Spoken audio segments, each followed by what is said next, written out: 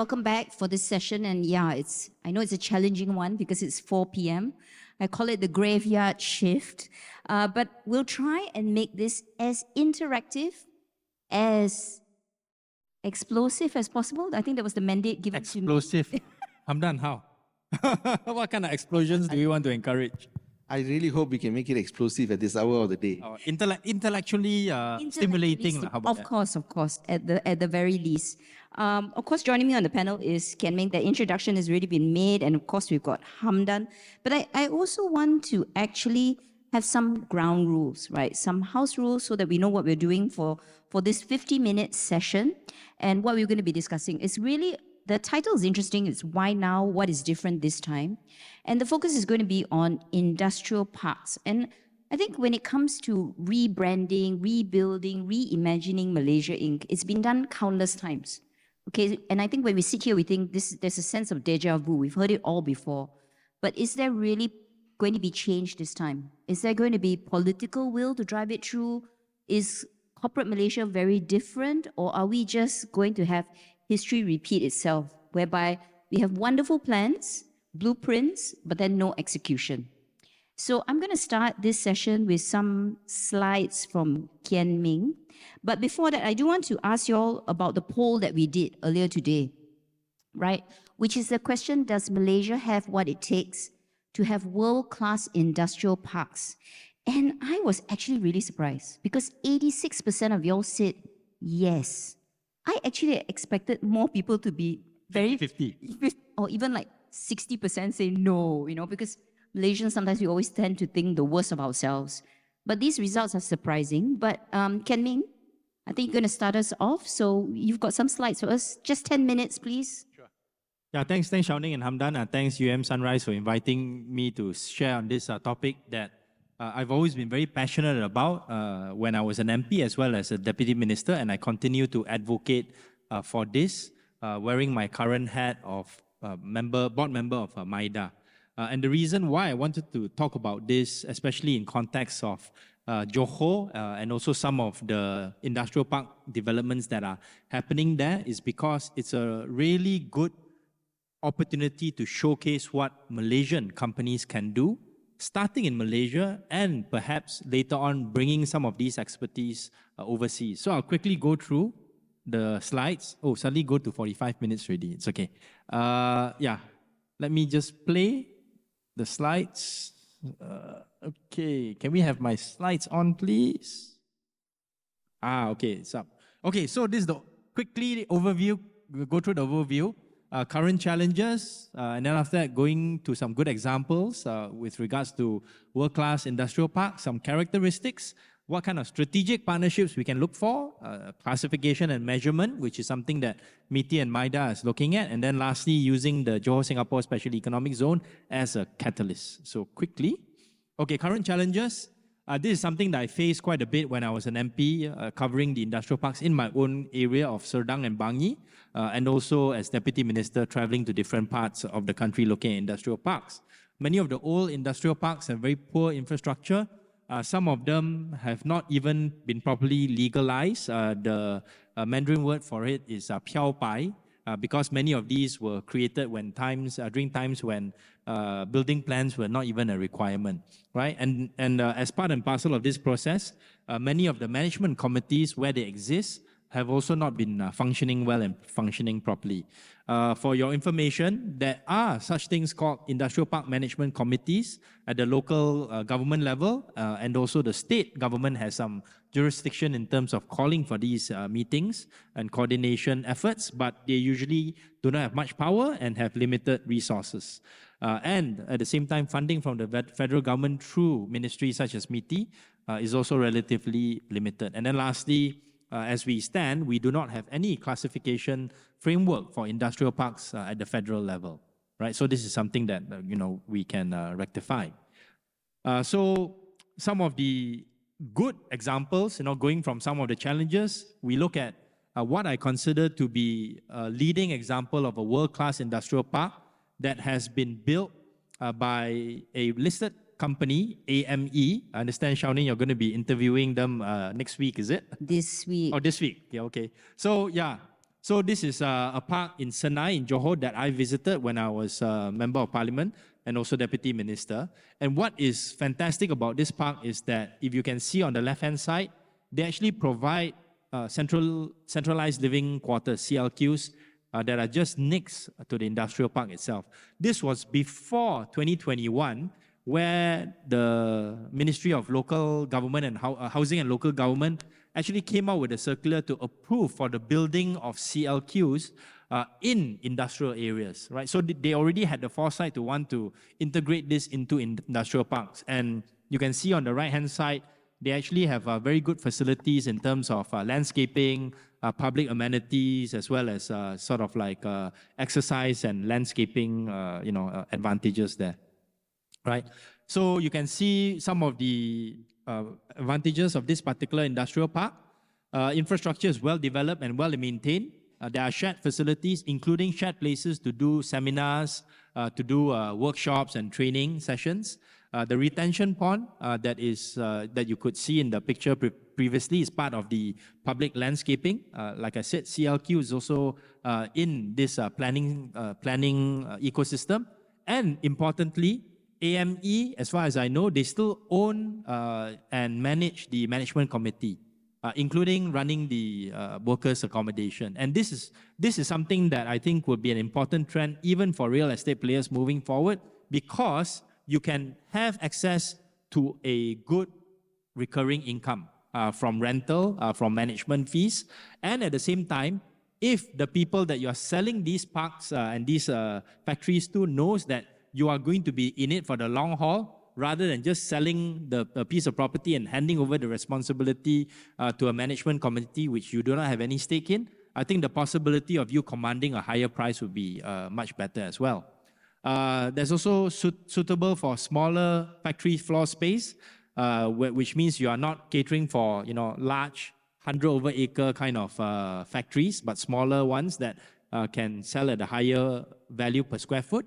And then lastly, I think expanding land bank for future projects in Johor by AME to sort of like showcase their track record and extend their footprint, including launching in the second half of this year a Northern Tech Valley Industrial Park in Penang.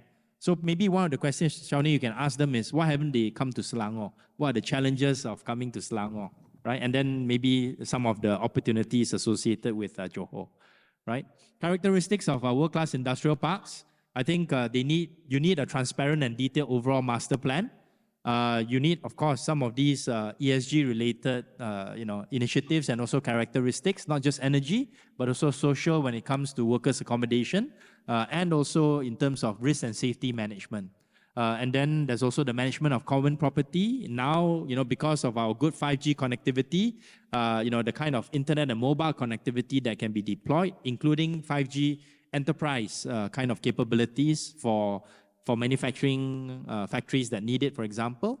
And then alignment with government policies with regards to tax incentives, customs clearance, special economic zones that may be relevant for the GSSEZ. And then, lastly, for the bigger developers such as Sunrise, integration with nearby townships in terms of commercial and residential, so that you can provide workers, people to stay nearby. You can also provide certain amenities for the workers to go to for shopping and other purposes.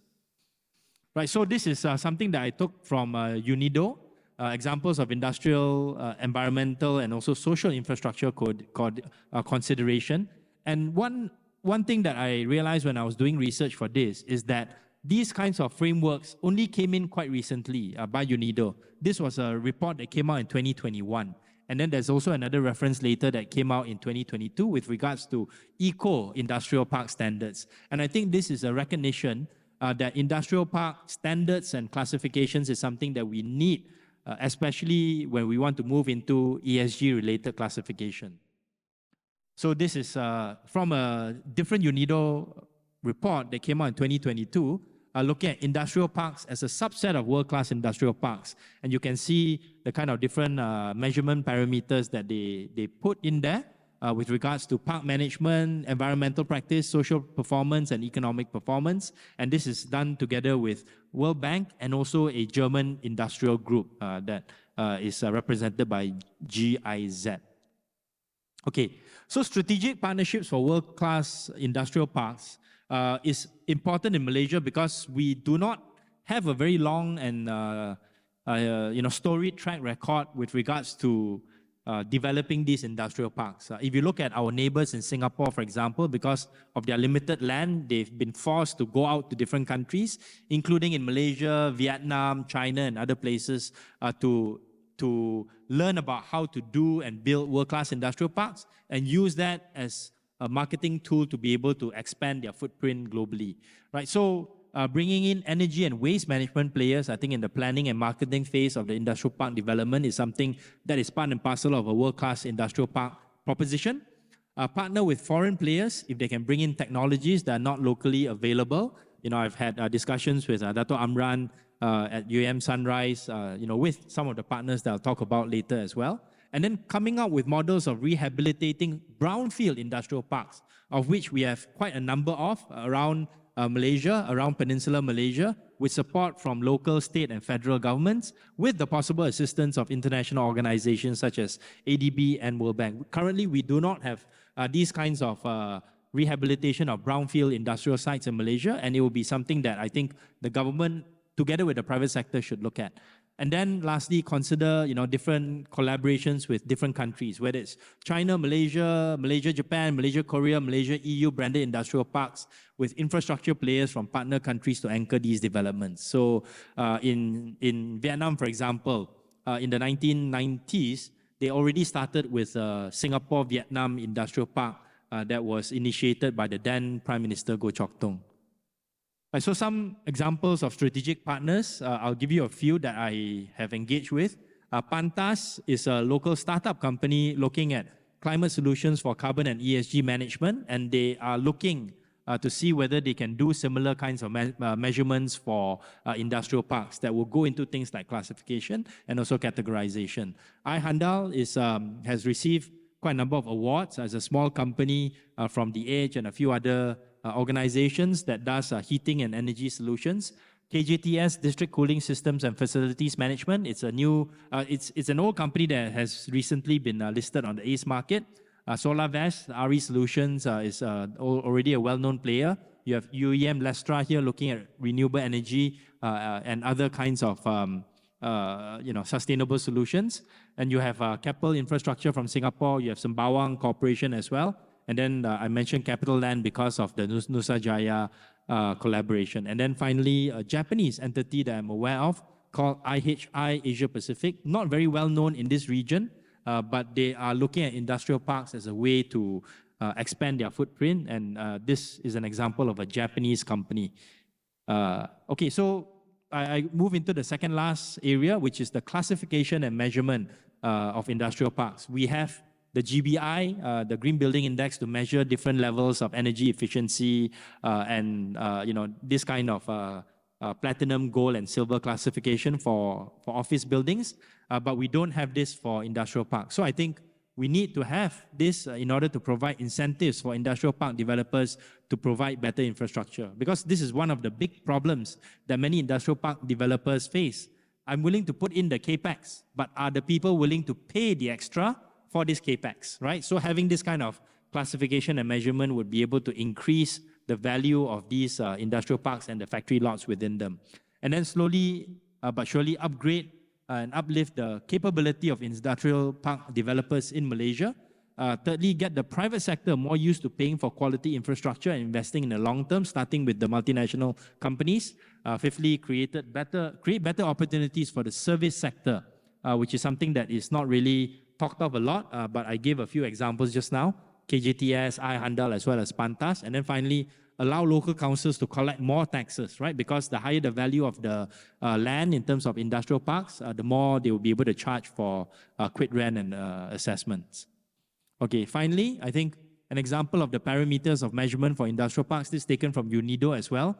Economic performance, social performance, environmental performance. And I can share with you that MIDA and MIDA is looking into this, but I think in terms of the announcement of the details, that will be undertaken by the relevant authorities later. Finally, marketing of the industrial parks. Not many people know this, but MIDA actually has a listing of all the major industrial parks in Malaysia. Probably can do more in terms of promoting this within Malaysia and also outside Malaysia. And yeah, the GSSEZ can be used as a catalyst because we can get a lot of interested parties, both from Singapore as well as multinational companies to come in to play in the different areas.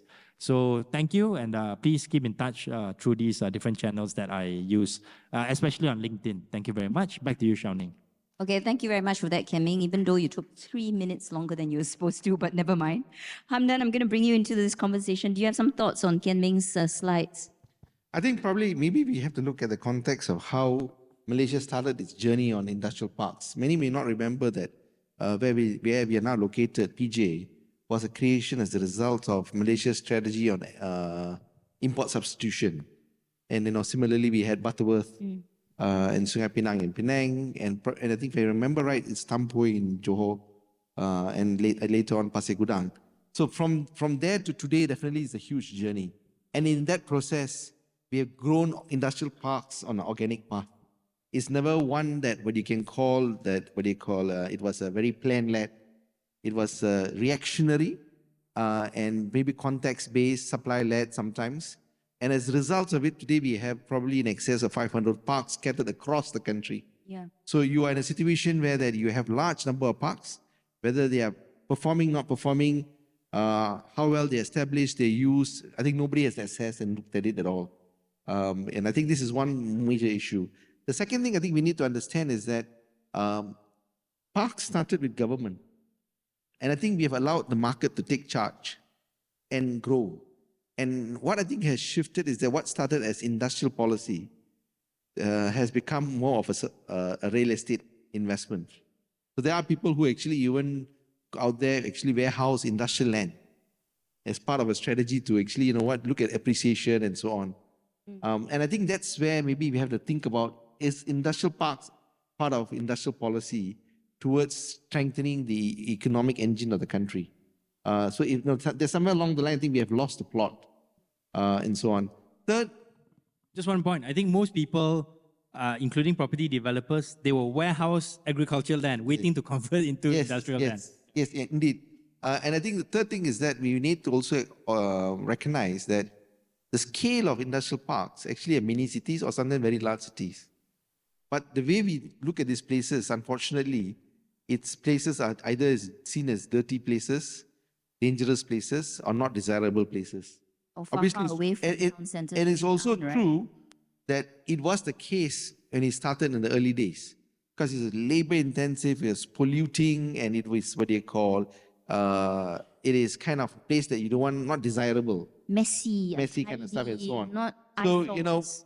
when you had, in fact, we go up Penang, where I come from, Dato Amran may not like this, but, I keep talking about Penang. But I just wanted to say that you had steel mills right smack in the city center. So it felt really industrial. And I think similarly in Johor Bahru. So it is the nature of how this started. But today, we have seen how with the advancement in technology, changes in the manufacturing processes, and the shift in terms of how the industrial sector itself has evolved, that you can no longer look at in the what they call industrial parks in isolation of the activities they do. It's not purely manufacturing. They have all kinds of activities going in there, including not only warehousing, but including brain capital work. If you go up in Penang, again, you go into one of those industrial estates like free trade zones, you'll find that actually nearly 5,000 design engineers sitting down in Intel and actually doing work inside a factory. Yeah. And you ask this question, is this the right environment? So I think that's the fourth point. I just want to quickly make that there's a changing environment, changing world, where this whole intersection between live, work, play cannot be seen in isolation. And we have to figure this out, how the overlaps and in what they call the symbiosis needs to come together, because at the end of the day, we are spending more than a third of our life in these spaces. And most times you don't want to make it such that it's removed from your life. Work is part of life. And how do you integrate it and so on? The last thing I think is just a quick point is that we don't have a policy that governs industrial parks in Malaysia. So, in a sense that they've got all kinds of parks, There's no standards. There's no what do you call sign of accreditations and so on.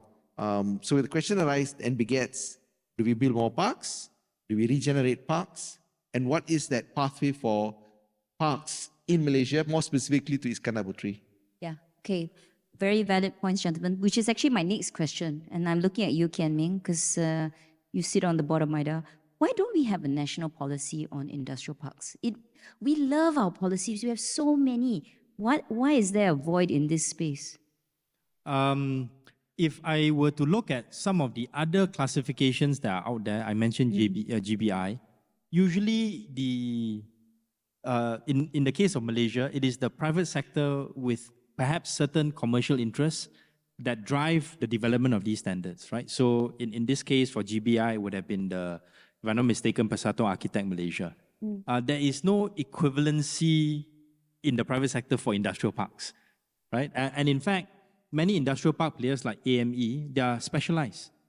And many of the property developers saw industrial parks as something that was very, very small and very, very niche. But then it ends up becoming like just a function of land sale, right? That's the danger, where we look at these projects as land sale and then not much multiplier impact. We don't consider the ecosystem of building like the local SMEs. Doesn't a policy address that somewhat? Yeah, so I think where there are policies would be local government policies in terms of building codes. Right, your KMs for the building of different factories, what needs to get done, and with probably some input from Plan Malaysia. But we already have those policies, right? Some All right, states have them. I wanted to say this. We may go back again in history, so I like history very much. I will say that we started our journey in industrial policy on the basis of import substitution. Then quickly on, we moved on in the early 70s, late 60s, in the early 70s on export processing zones. And principally for what? It was actually to absorb the labor pool. I need to make sure that people have jobs. And so the focus was actually about employment, and it was never a kind of a very clear industrial strategy. The industrial, in fact, our industrial policy came slightly later in the late, if I remember right, in the late 80s. IMP 1, IMP 2, IMP 3 kind of stuff. So if you ask, the primary motive then was actually the government to solve the issue of employment. But progressively, I think what we realize today in hindsight, there should have been a greater focus towards how do you build this ecosystem and ecology that is like feeding into each other and building clusters of success and so on. But that's something I think maybe in hindsight that we have to learn from to build for the future. Exactly. So it's a learning process. And the policies that were there in the past and are still relevant now are things to do with custom clearance, export processing zones, your bonded warehouse, your LMWs, and things of that nature. That's kind of a given already, right? In 2024. Oh, actually, we would assume that you need to get that basics right. Sure. before we move Okay, on. I would say that the policy ecosystem is there on not the industrial parks, but on those things that I talked Yes. about. And I wouldn't say it's a given because the details for the Johor Singapore Special Economic Zone in terms of how they want to do customs clearance, how they want to expedite it, allowing certain priorities in terms of processing. Movement also. Yes. So that will be the process of movement of goods. So that's still relevant. But what I am saying in terms of moving forward into the future, on the part that you mentioned just now, in terms of classification and measurement and policies, would be good if, let's say, again, private sector can work with the government to help them drive this. And the reason why private sector should come in, not ideally, but practically speaking, is because with this kind of classification and measurement, the private sector can reap the rewards of a better classification. Look at the GBI index, right? Yeah. GBI. Not all buildings are GBI, but the ones that have GBI, Fetch higher rents. exactly, Yeah. right? So this is appealing to the market forces, so to speak. Okay, but ultimately, would you not think that the government has to lead this conversation, right? Because if you leave it to the private sector to get also- along, so I wonder, I wanted to say this, right, in the sense that I said earlier that it started with government. I strongly believe it's coming back to government so that there is a pathway about how we need to look at it. I think look at our neighbor, Singapore, in a sense that the approach has been that they are remaking the industrial landscape of Singapore but at the same time, even though this is one of the most expensive places to do business. So we have seen them remake this from the late 90s, where they started with the remaking of, if I remember, Ayaraja Industrial Estate, which is today the, the Fusionopolis, Mediapolis, and high-tech production hubs and so on. Or more recently, we have seen them doing that in the Punggol Digital District. So there's a lot of remaking activities is going on. I think as a country, I think we really need to take a step back and look at successes, whether it's in Singapore or in China. We have seen with, that even the push from China, we have seen Suzhou go through version 1, version 2, Tianjin through the whole efforts towards the eco-city, and also more importantly, actually Shenzhen, which actually has seen from early days of being the, this dirty, dangerous, not desirable place, to really become this mega global city and become a major economic hub itself. Okay, so two points to add, and I hope this is relevant to some of the people here, who are in the development sector. Firstly, with regards to Singapore, there's no long-term leases, right? So they are able to, for example, some industrial parks that did heavy industry or light industry, they would move them out to now places like Tuas and Choa Chu Kang, and the old industrial areas would be redeveloped into higher tech service kind of economic activity. Malaysia, we don't have that kind of ability to do this kind of replanning on a very systematic level. Not to say we can't do it. We see even nearby. All right, people do land banking. Yeah, I mean, Section 12, Section 13 nearby, you can see that kind of invigoration happening, but mostly for commercial and residential rather than industrial policy clusters, coordination, right? So that's one. Second thing is, it is, I think, in the interest of the private sector, including some in this room, to actually try to work together with the government to pitch them certain ideas so that the government can say, okay, I can be the facilitator, I can be the coordinator in terms of these discussion policies. You guys feed me the ideas, right? And this is one way in which you can see government-industry collaboration that can, have, good outcomes that can be slowly adjusted and improved over time. Okay. I do want to bring up the fact that land is a state matter, but yet, when we talk about industrial plans or we use industrial parks as a magnet for investment, it's very much a federal matter. So I'm just curious, Kian Ming, looking at you because you've been in government, what's the tension like, and is there any resolution to that? Partially also because you have MIDA, throughout the country, trying to promote industrial parks, but every state also wants that. So how are these tensions managed? It's like, is it a very friendly competition, or should MIDA be the gatekeeper? You go to Penang, you go to Johor, you go to Terengganu, for example. In my experience at MIDA, either as a member of the board or as deputy minister, MIDA plays a very fair role in the sense that if, let's say, you are in the E&E sector and you go to MIDA HQ, MIDA will say, okay, for E&E sector, you can look at Penang, Selangor and Johor, and these are the advantages and disadvantages. If, let's say, they decide to go and look up north, either Penang or Kedah in Kulim, then they will put the investors in touch with the relevant authorities, whether it's Invest Penang or the Kulim authority. And then they will go and look. Kulim, you have bigger land sizes. Yeah. And then also, the land in Kulim is much more stable and less prone to flooding. So some people go there for those choices. And MIDA is more or less agnostic, and there's not that much tension because ultimately it is the private sector that chooses where to go. I think what MIDA can do better is in terms of promoting what we do have. And if, let's say, we have world-class industrial parks that we can promote, even things like the MySite, website that I showed you just now, not many people outside the industry would know about it, right? What can we do to not just promote based on websites, but do videos, do social media marketing with some of the newer industrial parks, some of the best practice, best in class industrial parks like AME, maybe later on UEM Sunrise, and use this to showcase to international audiences so that when they come to Malaysia, they can see that these are the kind of infrastructure that we have, and this will be the pulling point that we have to get them here. Maybe I'll just kind of give slightly differing perspective. I think that being fair may not necessarily be the best thing. Sometimes, you got to be unjust in the interest. You don't want to be your children. Unjust because you got to make choices, and you got to make sure that you focus in terms of what's in the interest of the nation.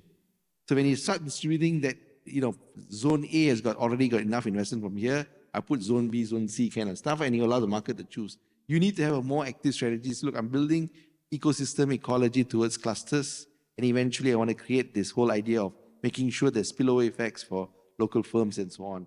So that's an active process so that this just doesn't become production hubs. This becomes more of economic hubs. So I think there's a need in thinking to shift the language that industrial estates are not just places to manufacture, but industrial estates can become far much more dynamic economic hubs. Yeah, and that's why I think the state and federal coordination that you mentioned just now will be key for the success of the Johor Singapore Special Economic Zone. Because we have this kind of push from the federal and the state government working closely together and negotiating with Singapore, this is where I think this kind of promotion activities can really make a big difference. Okay, so I think we're all eagerly awaiting, right, the final details when it comes out in... Leaders Retreat, December 8 to 9, so I think details will be announced then. Okay, we're all looking forward to that. We've got a question from the audience because we want to make it as interactive as possible. And this one is really screams your name, Hamdan, because it said, the question is, what strategies would you recommend to ensure a harmonious coexistence between industrial and residential needs? And that's also because nothing is far away anymore, right? So what could be very far now in terms of an industrial park? With urbanization, the township is there already. Or rather, if I just use the example for many who may look at, again, I'm going to use the example of Penang because I grew up there. Bayan Lepas Free Trade Zone and Bayan Lepas Town is just only divided by a road. It used to be a small road. Now it's a bigger road. Technically, you could walk across. Or cycle across. And that's how it was conceived. The idea that you could work and live in proximity. And that was the thinking then, the whole idea that, look, there needs to make sure that, that the workforce is available and present close to the site and making it functional for them to be able to be effectively, rested to be able to serve the industrial production. But more, I think, is the case that I would probably point to the fact that when you're thinking of building cities, it means that there's composite offering in a place. So if you go to a industrial park today, because of the nature of how the industrial parks are, right, like I said, there's no law as such, but there's restrictions in terms of activities and so on by the local government and others.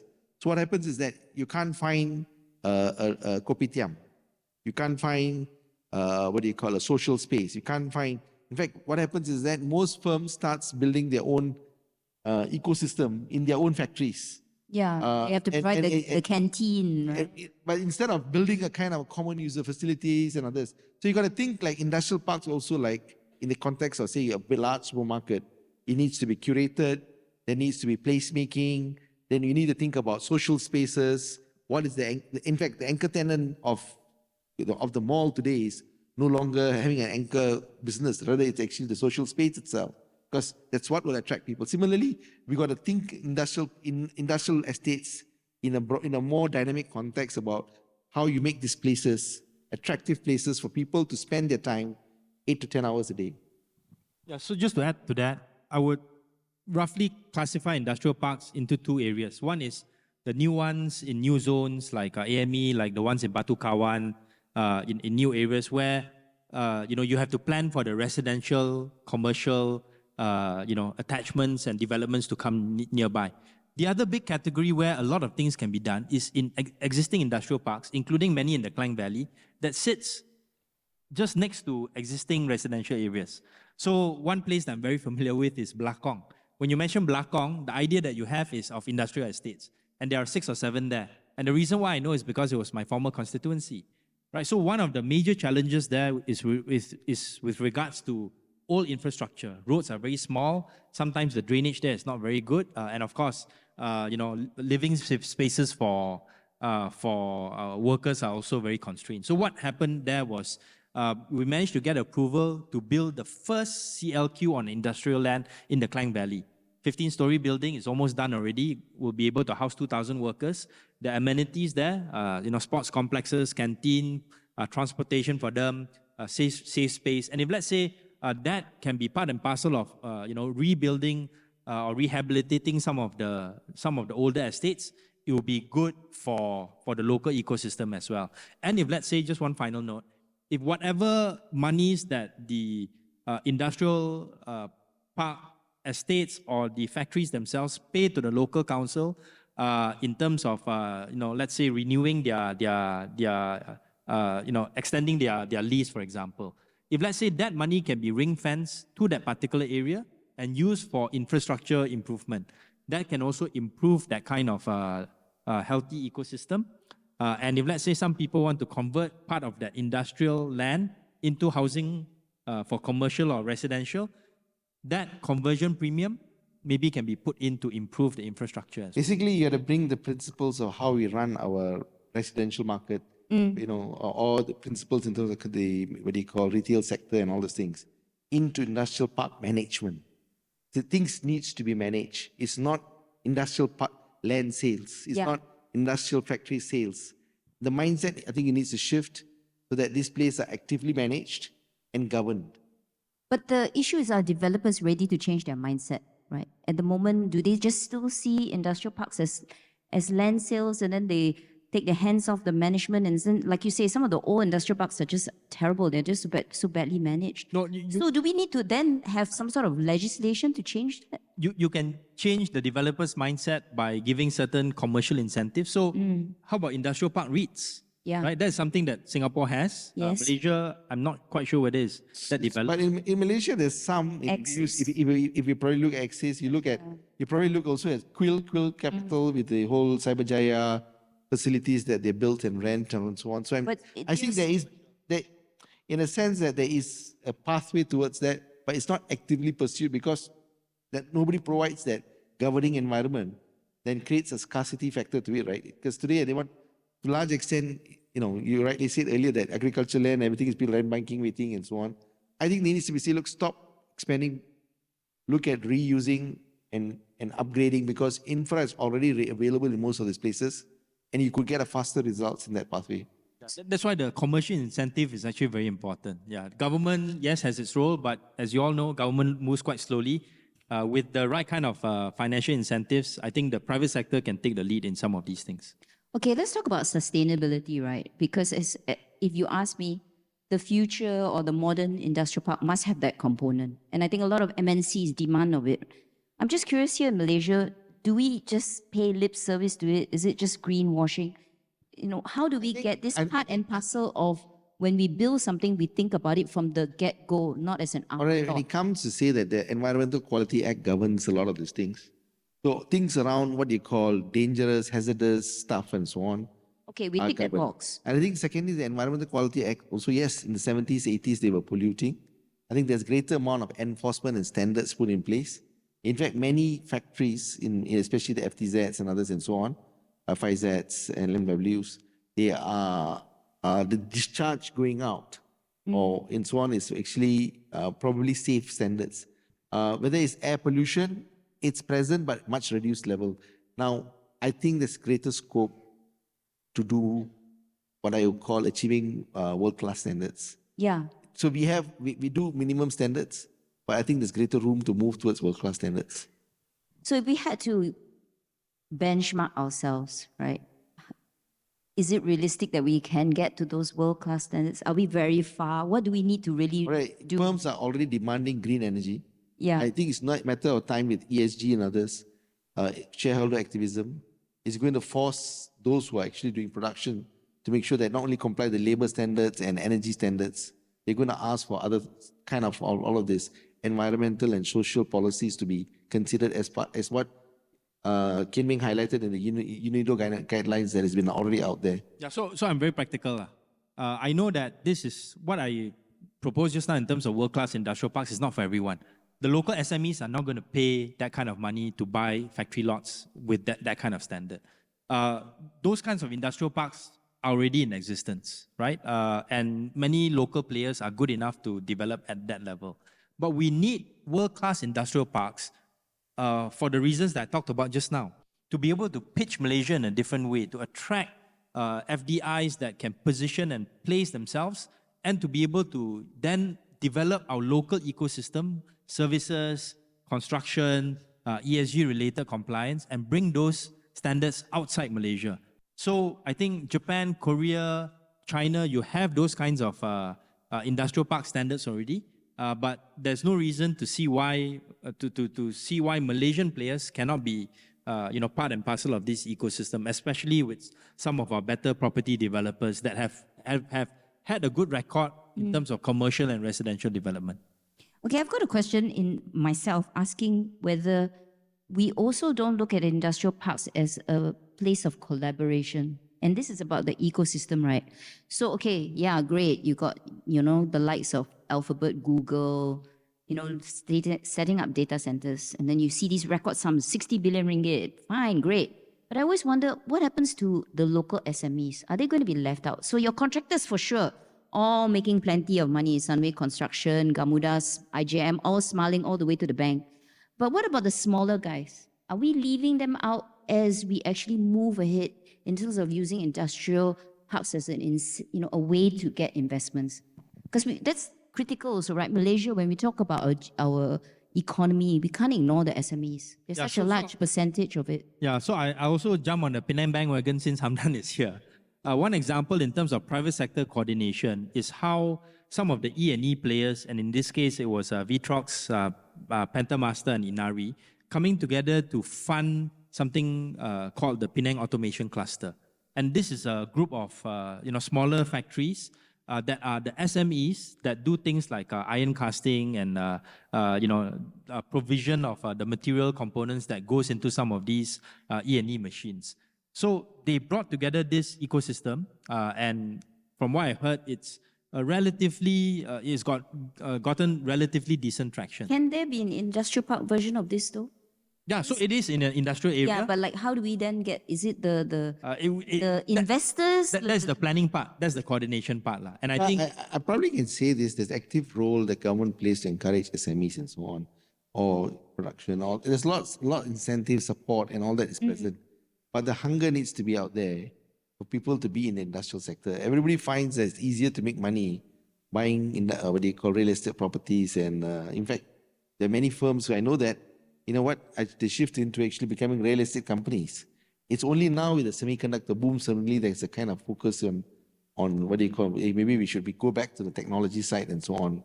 So I think there's also this hunger level. And that's also the reason why you find that Malaysia as a country probably has an early exit out of industrialization, which we are now trying to get back in a much more aggressive way. And I think, with the leadership from MIDA and others, so we hope that we can remake ourselves to be an industrial powerhouse, just like Austria, Germany, but, and many of the other European countries that we've seen, where the industrial sector is a very significant part. Yeah, so I'll give another example, this time from Selangor, and it was announced during KL20 that Selangor has aspirations and in fact doing quite a lot of work to set up our own IC design center, which will house different companies in the semiconductor ecosystem. So that process has started already. The location is in Puchong, not in an industrial park area. It's actually in commercial buildings where the Selangor state government does subsidize rent. But that is also an example of industrial coordination. And perhaps one area that I've been trying to explore more of is whether or not you can have this kind of system for startups within the manufacturing sector. That means people who are producing perhaps prototypes to larger manufacturing entities and do an industrial park of a smaller nature that does prototyping for different kinds of manufacturing startups that can be funded by VC players in this ecosystem. Shawnee, maybe I wanted to kind of bring the conversation to the topic when we started not only in industrial parks, but why Iskandar Puteri and whether we will succeed now. Because I feel that, I guess my roots has been in Khazanah like many others in the room and we were there at that point in time and this whole Iskandar strategy was, how can we push for this building of an economic zone on which that you can create a competitive environment for companies to thrive and power up a new growth engine on the south. Yeah. At the same time, leveraging our neighbor and so on. Now, when we started, we had to actually, prove the point to our neighbors that we are serious, number one. Two, we actually had to build all of it from ground zero. everything has to be made. Roads has to be built. Everything has to go for it. It takes time. Building cities takes decades. And same, building this whole economic zone takes a long time. And sometimes we as what they call the investing public and others want instantaneous success and instantaneous outcomes. So when I look in that landscape, what I see is actually the time it's probably, I call, momentum has been built. We are at the right time. Our neighbor is actually too expensive. They have no choice. They can go south into Batam and Bintan, or they can go to to Philippines. But the best choice is actually to think very strategically to say, look, a partnership. And that's where this whole SEZ effort is actually probably a game changer. And the great commitment that you're seeing at the leadership level, which only means that with the completion of the RTS link and others, I call it the walls between two countries are slowly giving way. So eventually what you will see, economic integration emerge. And as economic integration emerges, demand will start rebalancing itself. And, so I would probably say whoever is investing here, please go south. Yeah, my good friend Liu Chintong, the Deputy Minister for MIDA now, likes to talk about Malaysia's second economic takeoff. I think the Johor Singapore Special Economic Zone is actually gives a second wind or second lease of life towards what the Iskandar development region tried to do with a mixed record during part last time. So I think there is some level of difference. There is a commitment on the part of the two governments to make this work. We need the private sector to come in, but look at it from a long-term process, meaning it's a 10-year project that will reap rewards over a certain period of time as more trust is built between the two governments and also the private sector in two countries, including the GLCs. Okay, so it's a long-term plan. Do I dare ask, does it matter who's running the government? This is something that I think we can have regardless? To answer this question very straightforward, we have seen already now 4 or 5 prime ministers change. Yes. Since Iskandar started, and Iskandar is still continuing to grow in strength. No developer wanted to go to Iskandar. Now you're seeing everybody has gone there. Some have made it, some struggle to make it. But the changing landscape only means that you will see the next inflection which is happening now. I think Malaysia's always had a very pragmatic policy that we always take the middle path and we always welcome investors and we are always cordial to everyone. But I notice different governments have different, pressure points, or at least they have a certain, they want to do this fast and then sometimes they hold back on different projects. So I worry that yes, we have a certain level of momentum, but will it continue regardless come GE16, GE17? So I will agree with Hamdan, but with some nuance. Firstly, I think once the momentum and the trust is there, no matter who is the federal government or state government, that kind of economic narrative and momentum, that will also be supported by the private sector, will give reason for the policy makers and decision makers to want to keep this so that they can continue to gain brownie points and also develop the state. But there may be some nuances because if you look at Penang, the LRT project was only approved after a long time. Yes. And with a favorable federal government that is aligned with the state government. If let's say there's going to be a proposal for an LRT to be built in Johor Bahru, for example, you need alignment between the federal and the state government, right? So those are the kind of nuances that needs to be understood and also enhanced along the way. All right, I think we've kind of run out of time. The point here is clearly it's a little bit of a partnership between the private sector and also the government to get industrial parks up and running. We are probably on that journey to create that world-class industrial park, but still some part away, not there yet. Hopefully sooner rather than later. Hopefully sooner rather than later. So on that note, thank you for your time today, gentlemen. Joining me on the panel was, of course, Professor On Kian Ming and Dato Hamdan Abdul Majeed. Back to you, Terence.